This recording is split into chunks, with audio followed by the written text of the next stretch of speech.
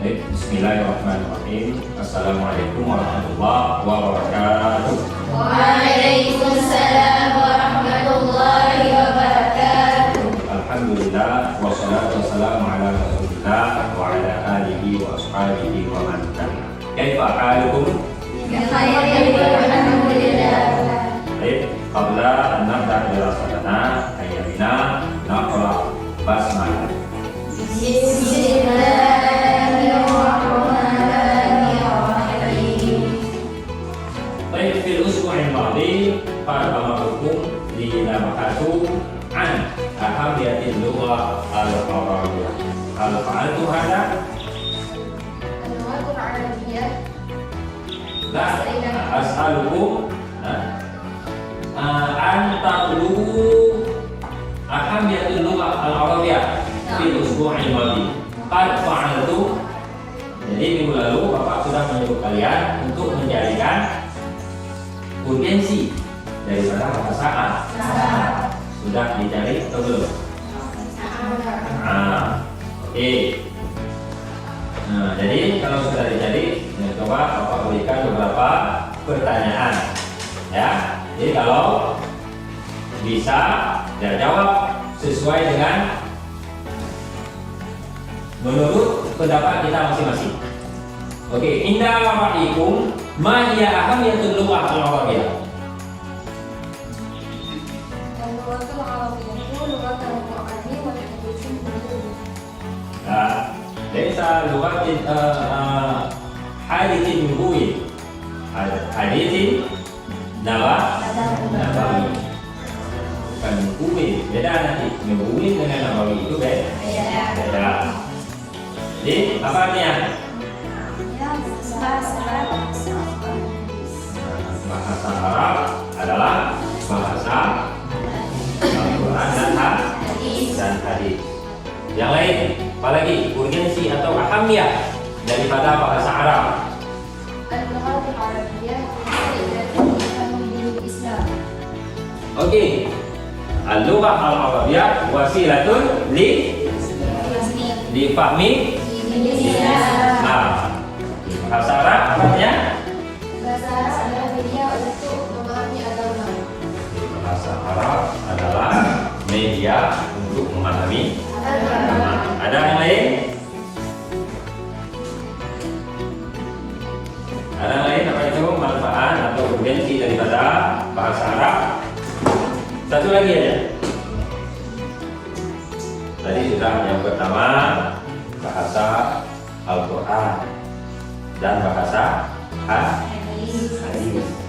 Jadi hadis Nabi berbahasa Al-Quran berbahasa Arab. Jadi perlu kita mempelajari bahasa Arab untuk memahami keduanya, Al-Quran dan hadis. Lain, اللغة العربية لغة المسلمين لأنه من عبد الله بهذا الوطن. oke. Apa artinya? Bahasa Arab adalah bahasa lisan mereka yang mengenal Allah dan salat dengan bahasa Arab. Di bahasa Arab adalah bahasa umat Islam. Yang mana umat Islam itu menyembah Allah. Itu seperti salat dengan bahasa Arab.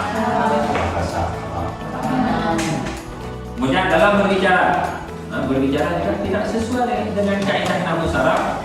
Juga orang yang mendengar apa yang kita bicarakan juga akan terjadi kesalahpahaman. Qiraah juga seperti itu. Padahal tulisannya sudah benar. Dalam kita membacanya menjadi salah. Salah kesalahan. Kemudian kita menulis juga, menulis itu harus menjaga kaidah namun dan syarat. Oke, kemudian yang terpenting untuk pemula belajar bahasa Arab harus memahami apa itu kalam. Memahami apa itu kalam sebelum kita masuk ke dalam qiraah nanti, ya, atau kitabah. Jadi perlu kita memahami yang paling dasar dulu dalam bahasa Arab adalah kalam. Sebenarnya kalam ini masuk ke ranah namu. Tapi ada hubungannya juga dengan sorab. Ya, ada hubungannya. Ada nggak? Nah, ya. Oke. Jadi apa itu kalam?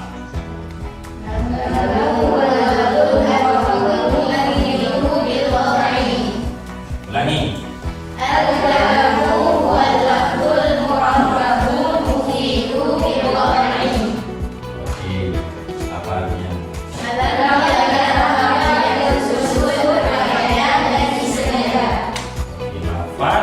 Yang tersusun berfaedah disengaja. Jadi lafaz yang tersusun berfaedah itu sudah termasuk ke dalam dalam.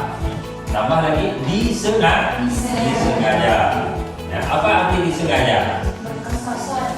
Berkasar. Apa maksud berkasar? Tujuan. Jadi kita dalam mengungkapkan sesuatu itu, baik itu secara lisan maupun secara tulisan itu pasti disengaja. Ada nggak yang tidak disengaja? Contoh? Meninggal. Mengigau. Ya, orang yang berbicara ketika tidur itu tidak sadarkan diri alias migau itu tidak berkasar. Tidak sengaja itu tidak termasuk ke dalam kalam. Ya, tidak dikategorikan ke dalam kalam. Paham? Oke. Kemudian kalam itu terbagi kepada berapa? 3. Kam aqsamul kalam? Nah, aqsamul kalami salah. Apa aja? Yang isim, yang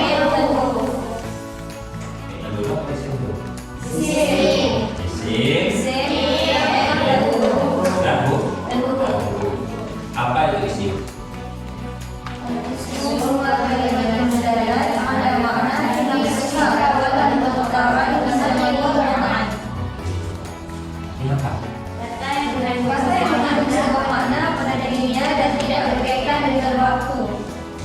Kata yang mengandung sebuah makna pada dirinya dan tidak berkaitan dengan waktu.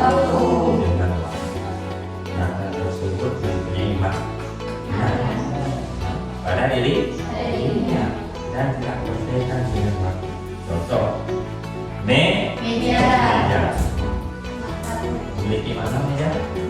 Makna meja memiliki makna? Apa maknanya? Apa itu meja? Bisa menempatkan sesuatu. Tempat untuk sesuatu, tempat untuk menulis, tempat untuk apa lagi? Tempat untuk makan dan lain sebagainya. Ya, itu memiliki babun, itu memiliki tetapi tidak terikat dengan waktu. Yang terikat dengan waktu namanya fi'il. Oke, sudah isim apa lagi? Fi'il. Setelah isim ada fi'il. Apa itu fi'il?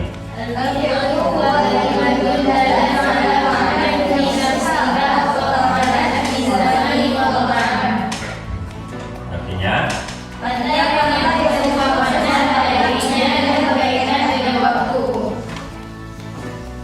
jadi dari definisi isim dan fi'il itu tidak jauh berbeda.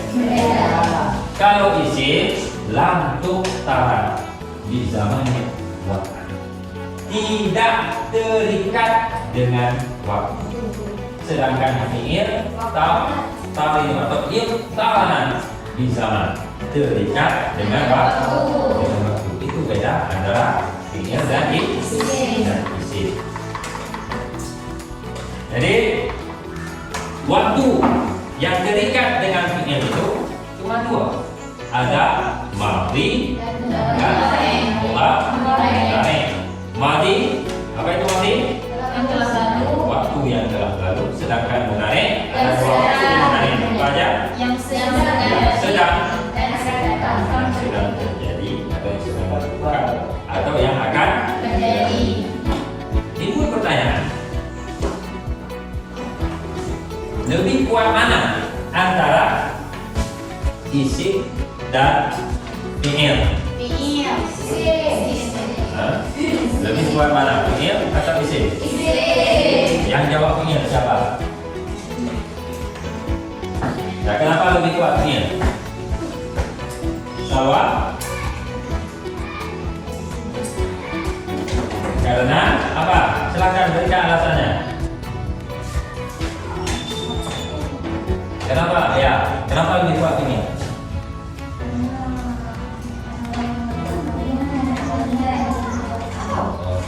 Ada yang mengerjakan dan ada yang dikerjakan. Ya. Ada pelakunya dan ada objeknya. Lain? Yang menjawab isim ada? Banyak. Kenapa menjawab isim? Lebih kuat isim daripada fi'il. Jadi letak kuatnya di mana? Iya. Nah, bebas pemakaiannya, tidak terikat dengan waktu. Coba kita lihat contoh dalam bacaan hamdalah. Ya, alhamdulillah rabbil alamin. Jika kita mengucapkan mengartikan hamdalah, biasa kita artikan apa? Segala puji bagi Allah, Tuhan sekalian.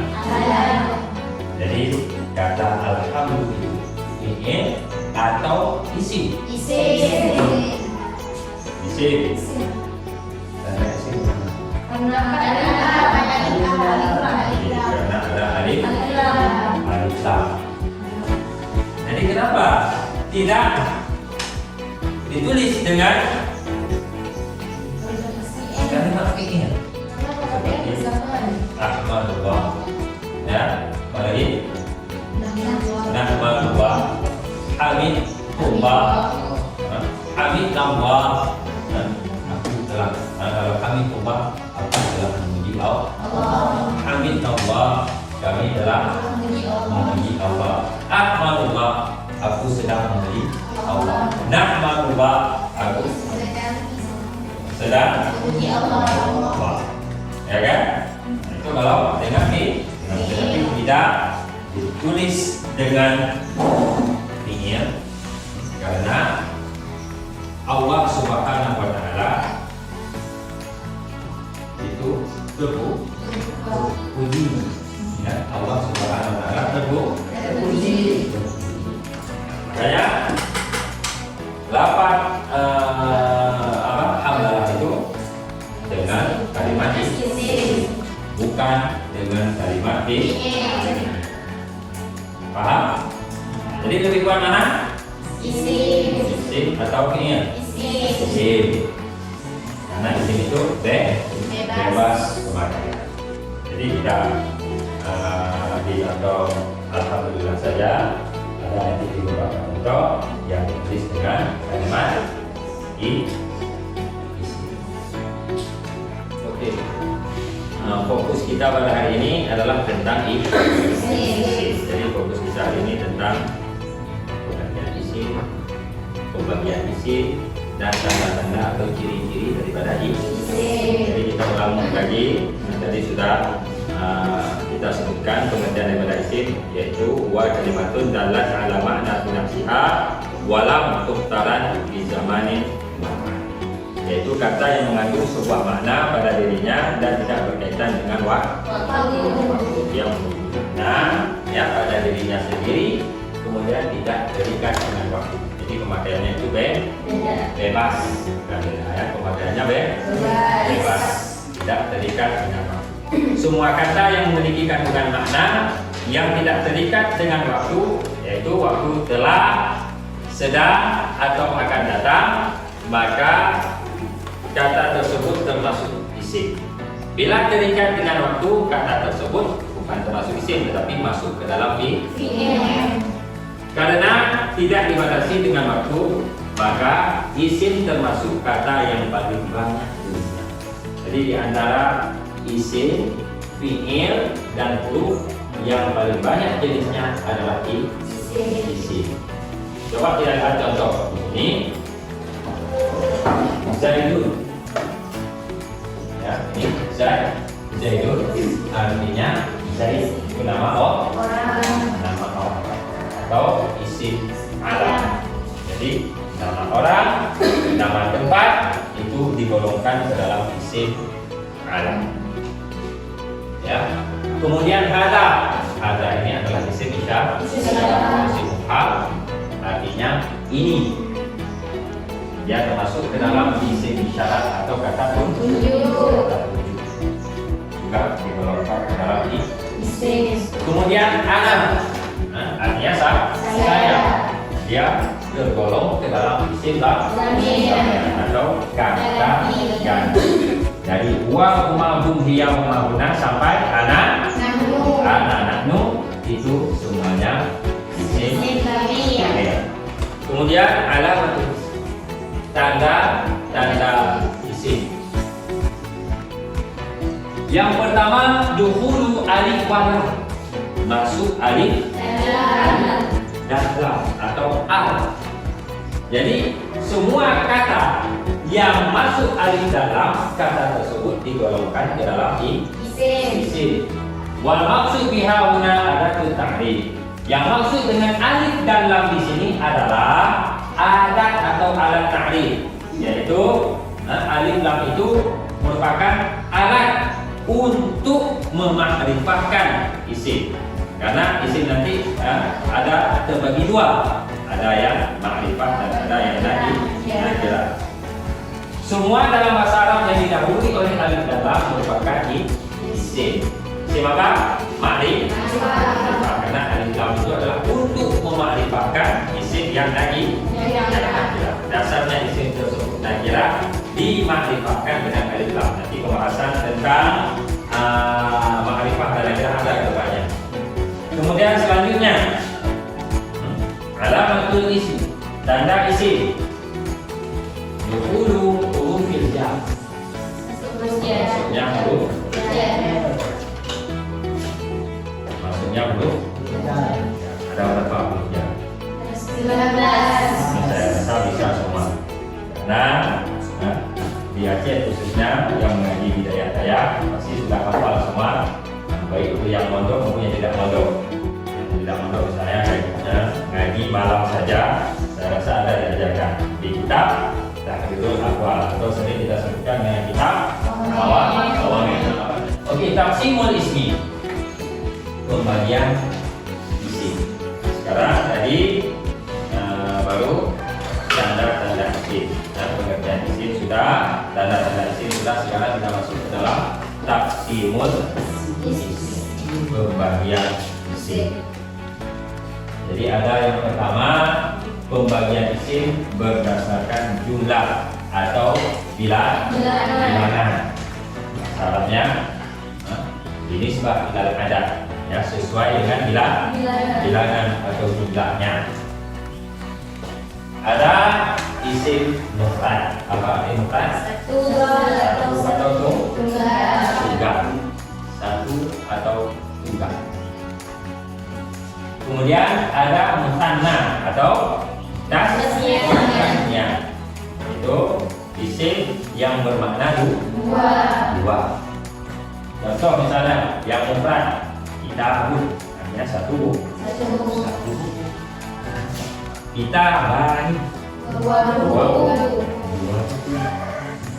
Kemudian ada jamak atau sering kita sebutkan dengan jamak. Jamak itu terbagi kepada 3. Jadi yang maksud jamak dalam bahasa Arab itu lebih daripada berapa? Lebih daripada 2. Jadi jamak terbagi kepada 3. Ada jamak muzakkar salim. Jadi kebiasaannya jamak muzakkar salim itu lil aqil. Nah, jamak muzakkar salim dan jamak muannas salim itu lil aqil. Apa itu lil aqil?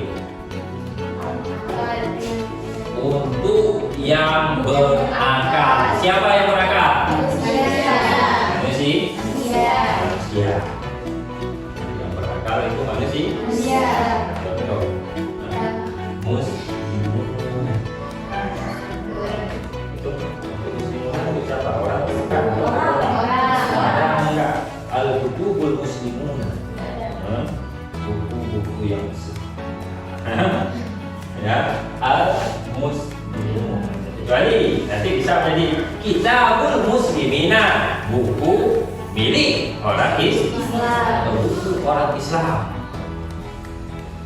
Oke, jamak muzakkar salim. Kemudian jamak muannas salim dari akhir itu yang berakal. Contohnya muslimuna. Tanda jamaknya adalah waw. Ya kan? Kemudian untuk jamak muannas salim yaitu untuk perempuan, ya. Untuk perempuan lebih daripada 3. Contohnya muslimatun. Muslimatun. Kemudian ada jamak taksir. Jamak taksir. Kebiasaan jamak taksir itu dia di akhir. Kalau muzakkar salim dan muannas salim di akhir, jamak taksir dia di akhir. Untuk yang tidak berakal. Jadi selain manusia. Jadi ketiga jamak tersebut ada ciri-ciri tersendiri. Kalau jamak muzakkar salim ciri-cirinya adalah waw dan ya. Ada nun ya, setelah waw itu ada waw dan nun dan ya dan muslimuna, muslimina. Kemudian jamak taksir dia tidak ada ciri-ciri yang khusus. Cara tandanya adalah bentuk jamaknya itu berubah daripada bentuk mufradnya. Orang Aceh bilang apa? Berlok rumah mufrad. Kita terjemahkan dalam bahasa Indonesia, seakan rumah mufradnya seperti itu. Iya. Oke. Nah, contoh apa tadi? Kita ya. Nah, kita dan satu bu. Jamaknya menjadi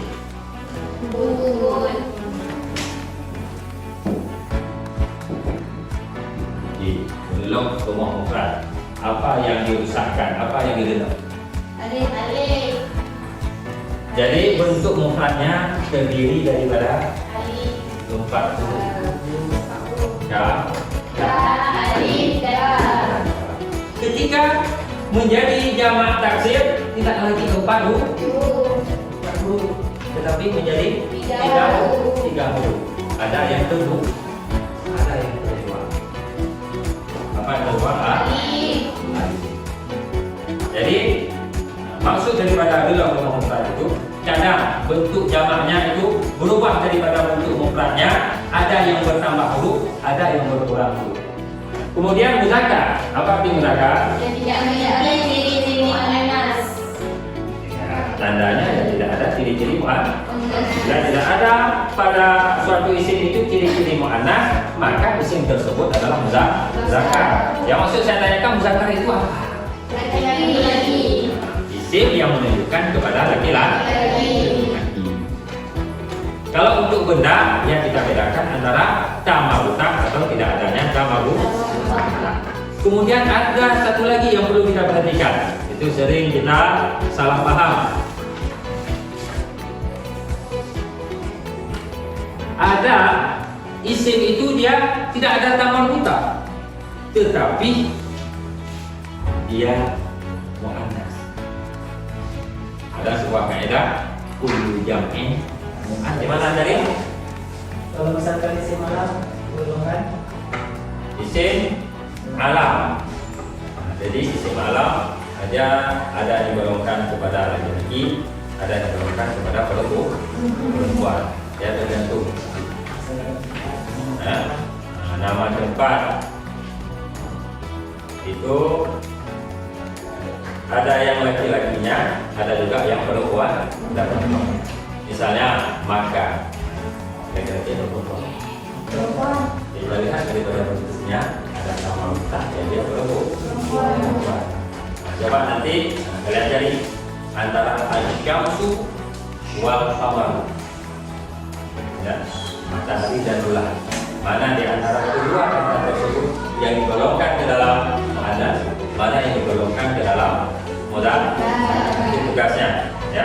Minggu depan saya tanyakan kembali.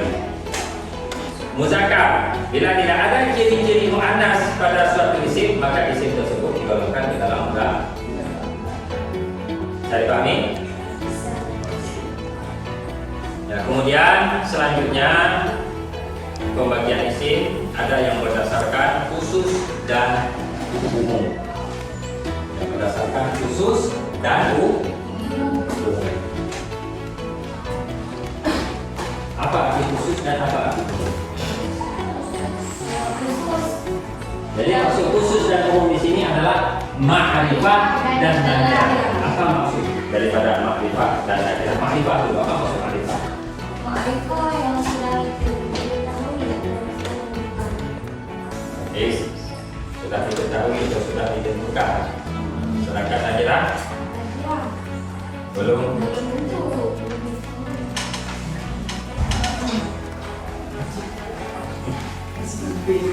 Oke. Jadi ma'rifah itu ya benar jawabannya. Al-ma'rifah itu khusus. Maksudnya diketahui atau masih bukan masih sudah terus.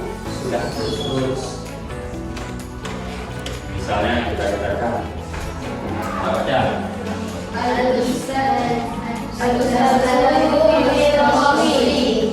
Al-Ustadu fil fasli.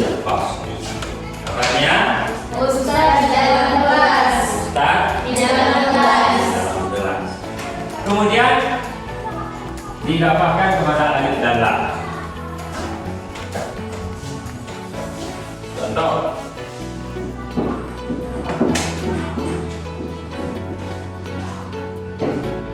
Babul fasli itu kelas. Jadi pada dasarnya babu ini dia nakirah karena dilapangkan kepada isim yang beralif lam, dia menjadi ma'rifah. Oke, bisa dipahami? Jadi mengingat waktunya sudah hampir habis, jadi materi kita cukupkan ini. Coba kita lanjutkan minggu depan materi yang lain itu tentang marfu'atul asma.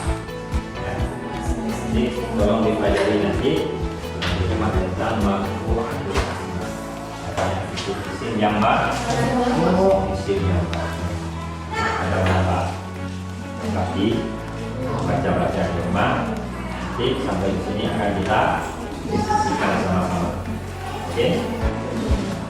Jadi sebelum kita tutup, saya ingin lihat apakah sudah paham atau belum materi yang kita pelajari hari ini. 3. Apa saja? Isim, fi'il, huruf.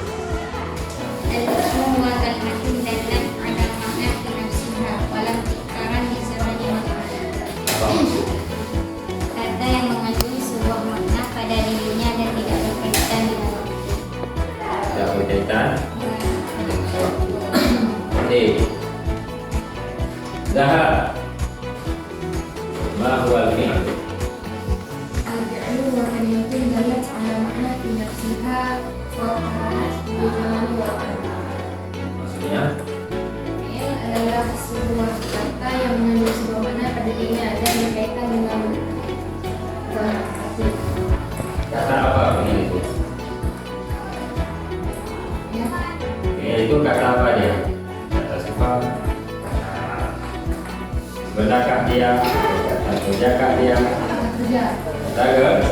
Kata kerja. Oke. Harus bisa, masih sobat anak harus bisa dasar-dasar. Karena latar belakang kita berbeda-beda. Ada yang dari pesantren, ada yang dari MAN pada saat kuliah, ada yang dari SMA, bahkan ada yang dari SMK. Ya, Kariman. Jadi walaupun kita berbeda-beda latar belakang, juga kita harus berbagi. Jangan ketika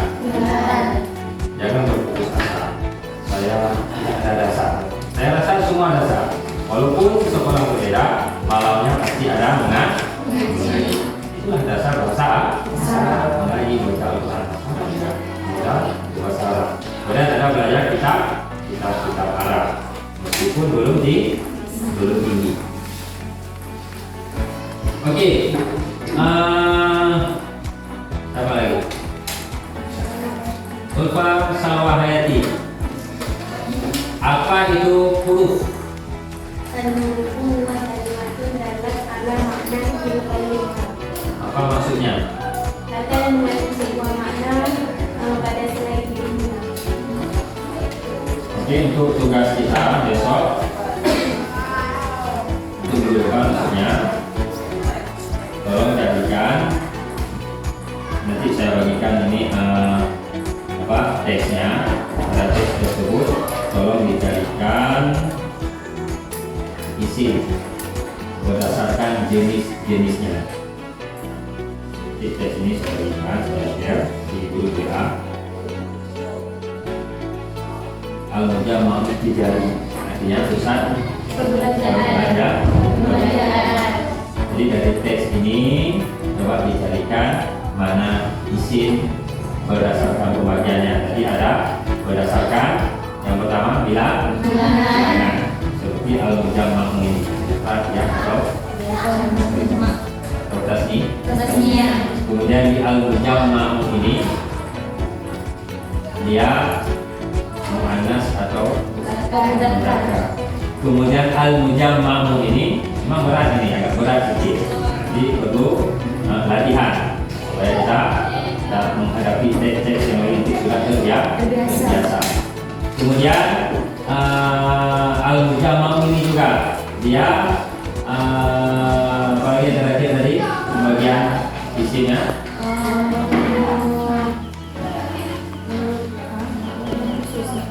Pertama tadi kalau al-mujamma' ini al-mujamma' ini ma'rifah atau nakirah. Kemudian muannas atau mudzakkar. Kemudian jamak atau tasniyah atau mufrad. Jadi setiap kalian temukan isim di dalam teks tersebut jawaban ya berdasarkan pembagian. Paham? Oke.